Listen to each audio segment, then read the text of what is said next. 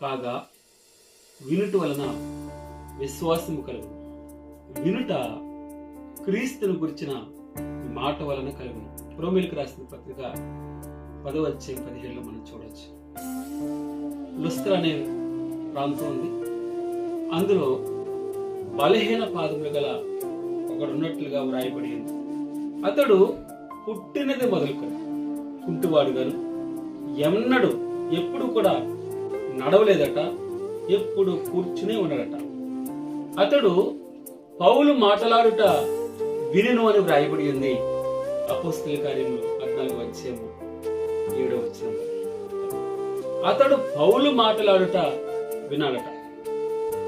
పౌలు అతని వైపు తేరి చూచి స్వస్థత పొందుటకు అతనికి విశ్వాసముండినని గ్రహించి, నీ పాదములు మోపి సరిగా నిలువమని బిగ్గరగా చెప్పినప్పుడు అతడు గంతులు వేసి నడవసాగినని వ్రాయబడింది. అపోస్తలుల కార్యములు 14:7 ఈ మాటలు మనం చూడొచ్చు. అతడు పౌలు మాట్లాడుట వినెను. వినుట వలన విశ్వాసము కలుగును.